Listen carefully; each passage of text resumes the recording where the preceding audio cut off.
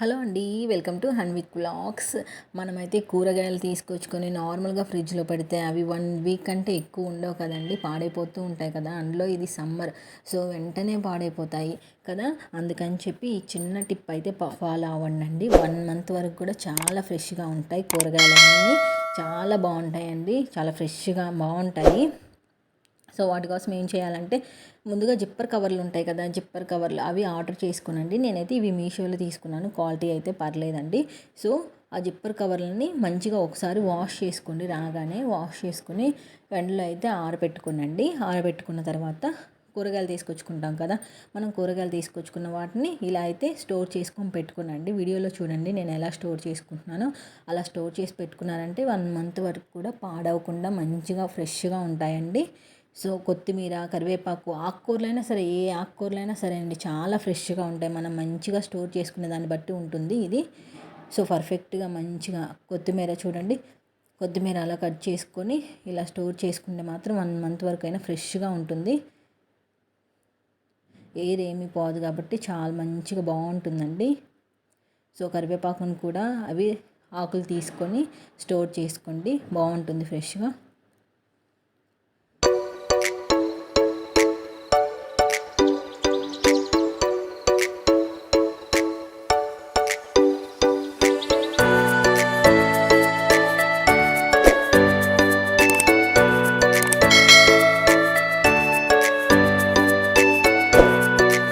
వీడియోలో నేను అన్ని కూరగాయలని, ఆకుకూరల్ని ఎలా స్టోర్ చేస్తాను.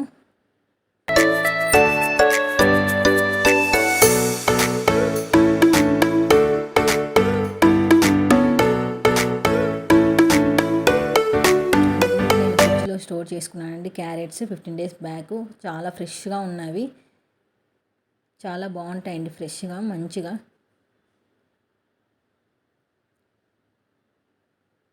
పచ్చిమిర్చి కూడా తొడయాలు తీసుకునండి. తొడయాలు తీసుకొని ఫ్రిడ్జ్లో పెట్టుకున్నారంటే మంచి ఫ్రెష్గా ఉంటాయి. ఓపిక్గా 1 hour మంచిగా ఇలా మంచిగా స్టోర్ చేసుకున్నారనుకో, మనకు 1 month వరకు కూడా బాగుంటాయి ఫ్రెష్గా.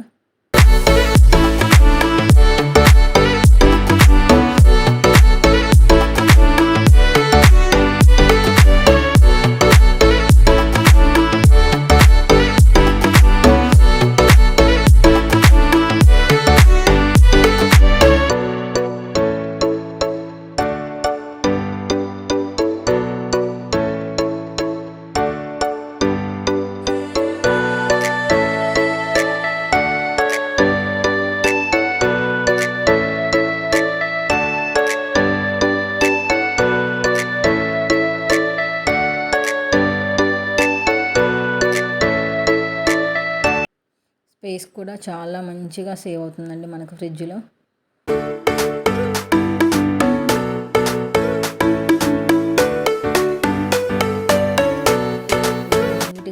నీట్గా ఉంటుందండి మంచి ఇలా కవర్స్లో పెట్టుకుంటే.